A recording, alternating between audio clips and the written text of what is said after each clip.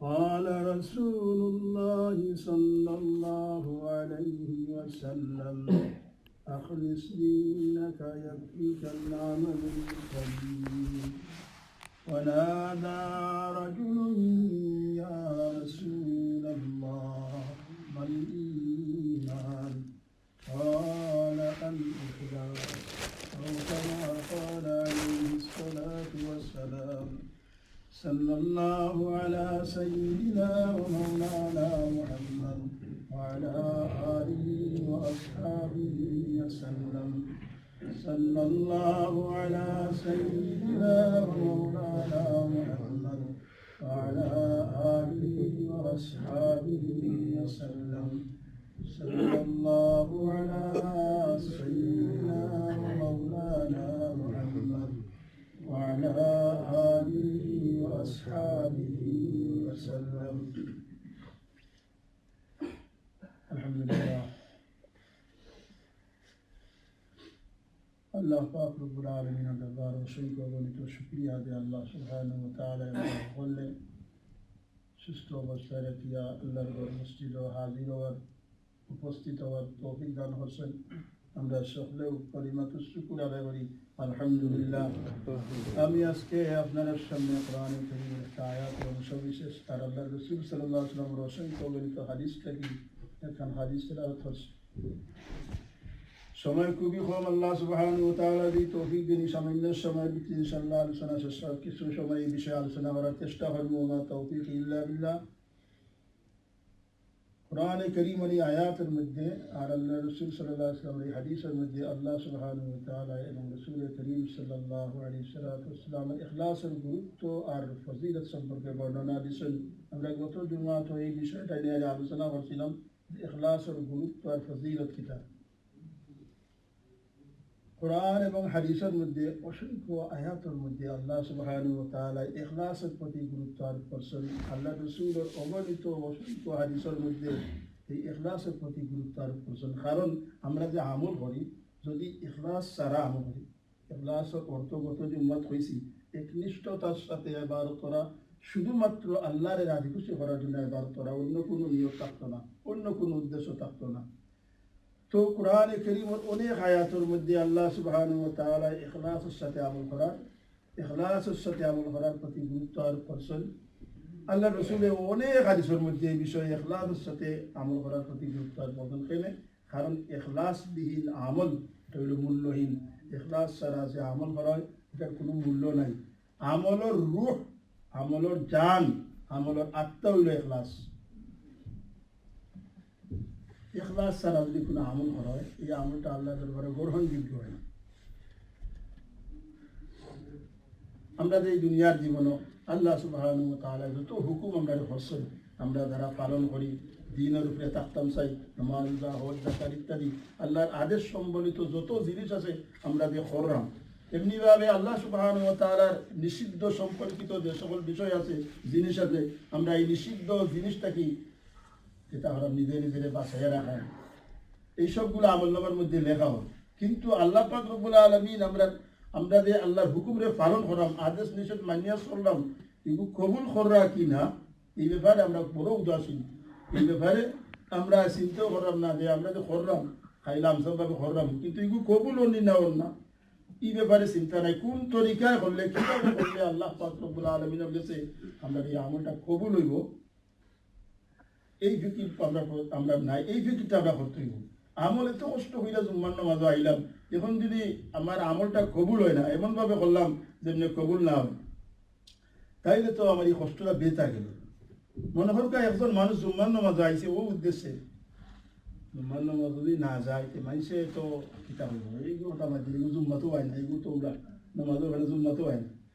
তখন একজন মানুষ ও উদ্দেশ্যে আইলো, সমালোচনাতেই বাঁচবার লাগে। অর্থাৎ মানুষে খারাপ হইব যে মানুষের খারাপ কথা ধারণা থাকি বাঁচবার লাগি জুম্মার নমাজ তাই নাইলা। এই যে তাই আইলা নমাজ চললাম, এই নমাজটা কোনো মূল্য নাই, কোনো সব পাইতে না, খাইতে পাইতে না, ও নিয়তর বড়বার কারণে। তাই আল্লাহর রাজি খুশি করার লাগি একনিষ্ঠতার সাথে আল্লাহর হুকুম মানিয়ে আল্লাহর রাজি খুশি করবার লাগে আইজন না। এই আমলের মধ্যে ইখলাস নাই, আইজন কিতা ও মানুষের সমালোচনাতেই বাঁচবার লাগে। মানুষের দেখাইবার লাগি আমি যে উম্মত দায়িত্ব মাঝে দেখো আমি যে উম্মত পড়ি নিয়ত গড়বড় হওয়ার কারণে এই কারণে মুহাদ্দিসিনে কেরাম হাদিসের কিতাবের শুরুতেও ইন্নামাল আ'মালু বিন্নিয়াত হাদিস আনছেন ইমাম বুখারী রাহমাতুল্লাহি আলাইহি মানি কিতাব এর মানি হলো এই হাদিসের মধ্যে যে অষ্ট প্রগণিত করার আল্লাহ পাকের বিধান আল্লাহ রাসূলের হাদিস বয়ান করাইব মানুষের জানি না আমল করবাই কিন্তু সর্বপ্রথম জানি না রাখো যে ইন্নামাল আ'মালু বিন্নিয়াত ওয়া ইন্নামা লিকুল্লি ইমরিইন মা নাওয়া নিয়তের উপরে আমল এই কিতাব কবুল হওয়া না হওয়া ডিপেন্ড করে সব পাওয়া না পাওয়া ও নিয়তের উপরে ডিপেন্ড করে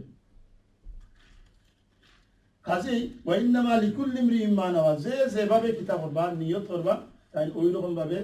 পুরস্কার হবে যদি আল্লাহর লাগি হইলা তাহলে আল্লাহ প্রতিদান দিবা আর যদি কোনো মানুষের প্রশংসা করতো এই নিয়তে হইলা তাহলে মানুষের কিতাব করবো আপনার এই কাজের প্রশংসা করবে কিন্তু আল্লাহর কাছে এটার কোনো প্রতিদান জাযা হইতো না ওয়া ইন্নামা লিকুল্লি ইমরিইন মা নাওয়া তো এই কারণে এই আমল করার ক্ষেত্রে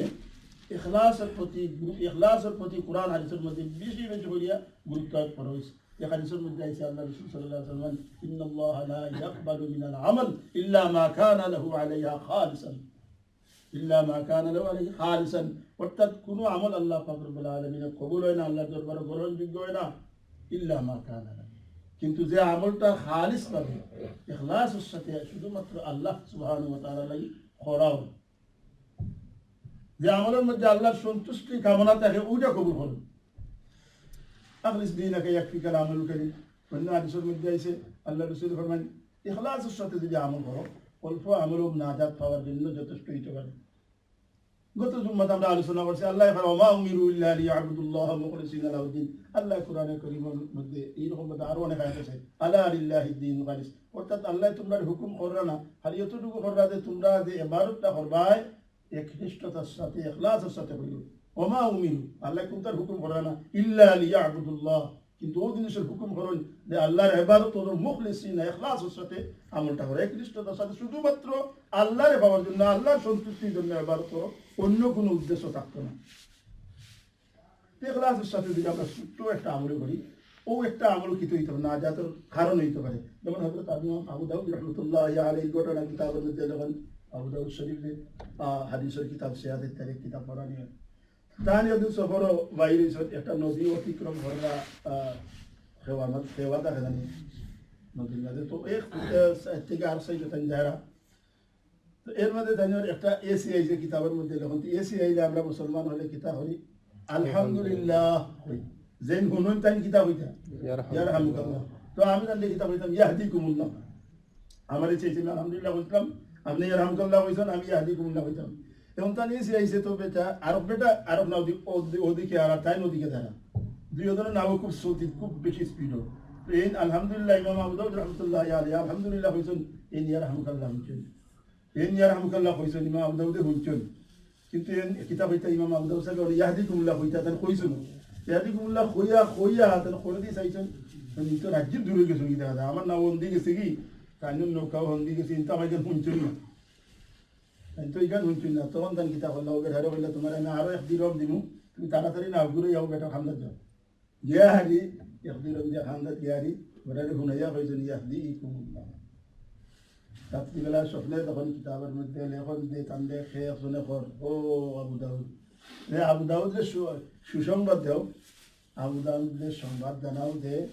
গতকাল তাই একদিন আমার বিনিময়ে আল্লাহ সুবহানাহু ওয়া তাআলা তাই জান্নাত করে বলেছেন ইমাম আবু দাউদে তো একদিন হবে কিতাব বলছেন জান্নাত কিনে দিয়েছেন তো এই জিনিসটা যে ছোট্ট একটা আমল কারণ কিতা আছে ইখলাস একমাত্র আল্লাহর সন্তুষ্টি অর্জনের জন্য এটা করা ইমাম আবু দাউদ সাহেব সকল হাদিস যারা সকল হাদিসের কিতাব যারা লেখছেন এরা আল্লাহওয়ালা মুখলিস মানুষ সকল আসলা যার কারণে এরা খেদমত এইরকম ভাবে জারি আজকে 70 বছর হয়ে গেছে 1000 বছর হয়ে গেছে ইমাম আবু দাউদ সাহেব ইমাম আবু দাউদ শরীফ লিখিয়া গেছেন সারা দুনিয়ার মানুষ এটা পড়রা এই হাদিসের উপরে আমল করা জিন্দেগি গঠন করা কয়বারও তাই কেউ এনতেন কিতাব করা জেন লেখছেন এই সব পাইয়া যারা ছোট্ট একটা আমল কিন্তু এত প্রতিদান তো ইখলাসের সাথে যদি আমল করা হয় আমলটা ছোট হইলেও এটার প্রতিদান অনেক বেশি দেওয়া হয় যার আমলের মধ্যে যত বেশি ইখলাস থাকবো এটার সওয়াব তত বেশি এই হযরত ইমাম আবু দাউদ রাহমাতুল্লাহি আলাইহি আবু দাউদ এমনি ভাবে মুহাদ্দিসিনে কেরাম কিতাব লিখে গেছেন শত শত বছর ধরে মানুষে পড়রা এটার একটা সদকা জারি হিসেবে তাদের কবর থেকে সব পাইতে আসে কারণ তারা এই আমলগুলো ইখলাসের সাথে আসে যার কারণে এগুলো সব জারি এখনো চলতেই আছে। তো আমরা যে কথা খোয়াত ইসলাম যে ইখলাসের সাথে যদি আমল করা হয় তাইলে আল্লাহ সুবহানাহু ওয়া তাআলা কবুল করেন, আল্লাহ পাক এই আমলের মধ্যে বরকত দান করেন। আল্লাহ সুবহানাহু ওয়া তাআলা এই আমলটারে এই এত বেশি সওয়াব দেন যে আমল যার ইখলাস যত বেশি হবে তার আমলের সব তত বেশি আল্লাহ পাক রব্বুল আলামিন দান করেন। আর ইখলাস ছাড়া আমল এটা কোনো মূল্য নাই। মুহাদ্দিসিনে কেরাম এই ব্যাপারে কিতাবের মধ্যে লেখছেন কিছু মানুষ আছে যারা ইখলাস বিহীন এই আমলে রিয়া করেন আর যারা মানুষে দেখাইবার লাগে করেন। তো আমলে রিয়া যারা করেন মানুষে দেখাইবার লাগে করেন এটার আলামত নিশান সাইন কিতাবের মধ্যে লেখছেন। খারার আমলটা আমলে রিয়া আর খারার আমলটা ইখলাসের সাথে আমল করেন। মুখলিস মুখলিস মানুষ হল খারা, মুখলিস মানুষ হল তার আলামত কিতাব এই সমস্ত বিষয় কিতাবের মধ্যে লেখছেন। বিশেষ করে লেখছেন যারা আমলে রিয়া তার আলামত হইল আলামত হইল যখন একলা একলা অবস্থায় তখন খিলওয়াত মে সুস্তি তো যখন একলা একলা তখন আমলটা এইভাবে করেন কোনো মতে নামসামভাবে সুন্নত নকল এগুলার অতটা বেশি ফরজ না ফরজ খান কোনো মতে বাক্তি চূড়া দিয়া শর্টকাট হইয়া শেষ যদি একলা একলা গরদে ফরজ। কিন্তু মসজিদ বা মানুষের সামনে যখন তাই ফরজ এই সময় একবারে ফরজে লম্বা কেরাত করিয়া সুন্নত হাবড়েও লম্বা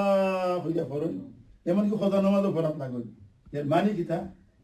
একলা একলার সময় কোনো মতে সুন্নত নকল বাদ্যা খালি ফরজান দূরত্ব করিলাই লম্বা মানে মসজিদ আইলে বা মানুষের সামনে লম্বা হইয়া খেলা করা লম্বা হইয়া রূপ করা একবারে সুন্নত নকল খোঁজা করা কিতাবের মধ্যে যখন এরা হইল এরা আমলে রিয়া করুন মানুষের দেখাইবার জন্য করেন। যদি তার আমলের মধ্যে এখলাস থাকতো আল্লাহ রাজি বুঝি থাকতো গৌরব দেশের ফললেন এই সময় আরো বেশি ফললেন আরো বেশি লম্বা হইয়া ফললেন। এমনি ভাবে আরো লেখন যে যারা ইখলাসের সাথে আমল করেন না তারা উদ্দেশ্য থাকে যে মানুষে দেখতো মানুষে দেখিয়া এই মানুষের প্রশংসা করতো এই কামনা থাকে এই বাসনা থাকে এই লক্ষ্য উদ্দেশ্য থাকে। তো এইরকম ভাবে যদি আমল করা হয় আল্লাহ পাকে কে আমাদের লম্বা হাদিস আমি দিকে যাইতাম না ও দিকেই বা তুই তো টোটালি আমল করছিস তোর আমলের মধ্যে আমল আছে কিন্তু তুই তো এই আমার লাই করছিলে না মানুষের প্রশংসা করতো মানুষের তো প্রশংসাও করছে। হাদিসের মধ্যে আছে যে যে উদ্দেশ্য করবো আল্লাহ এটা দিবা ওয়া ইন্নামা লিকুল্লি ইমরিইন মা নাওয়া খাদি আমার কাছে এটার কোনো প্রতিদান নাই বিনিময় নাই জাহান্নামে দেবো। হাদিসের মধ্যে আছে ইচ্ছে বড় আফসোসের বিষয় আর হইতো নাই একজন মানুষ অনেক আমল করলো আর যদি এই আমল দ্বারা আমল করার পরেও ইখলাস না থাকার কারণে আল্লাহর খালিস উদ্দেশ্যে আল্লাহর বাস্তে না করার কারণে যে জাহান্নামও অনেক মানুষ আইবা আমল করার পরেও লম্বা হাদিস। তো ইখলাসের সাথে যারা আমল করেন মুখলিস বন্ধা যারা তারারও পরিচয় বয়ান করা হয়েছে যে তারা এমনভাবে আমল করেন যে তারা সুরর লাগান আমল করেন যে এরকমভাবে গুণাগার বন্ধা বলতে গুণা করে মানে হয়তো এখন গুণা জিনা করে লুকাইয়া করে জানি মদ খায় লুকাইয়া খায় এমনি চুরি করে লুকাইয়া করে ঠিক তেমনিভাবে আল্লাহ পাক মুখলিস বন্ধা যারা এরাও নেকির কাম লুকাইয়া করেন যাতে কেউ দেখে না। হযরত উমর ফারুক রাদিয়াল্লাহু তাআলা আনহু ঘটনা হয়েছে শহীদ হযরত সাইয়েদনা হযরত উমর ফারুক রাদিয়াল্লাহু তাআলা আনহু হযরত আবু বকর সিদ্দিক রাদিয়াল্লাহু তাআলা আনহু যখন আল্লাহ রাসূল দুনিয়া থেকে বিদায় নিলেন মুসলমান হলো খলিফা হইলাকে হযরত আবু বকর সিদ্দিক রাদিয়াল্লাহু তাআলা আনহু আবু বকর সিদ্দিক রাদিয়াল্লাহু তাআলা আনহু খলিফা খেলাফতে লাভ করছেন। তো কিছুদিন পরে হযরত উমর তার দরবারে গেছেন গিয়ারি দোকানে একটা চার্ট লম্বা তো চার্টের মধ্যে দেখলা যে এলাকার কিছু বুড়া মানুষ বেটাইন বুড়ি বেটিন যারা খেদমতো দরকার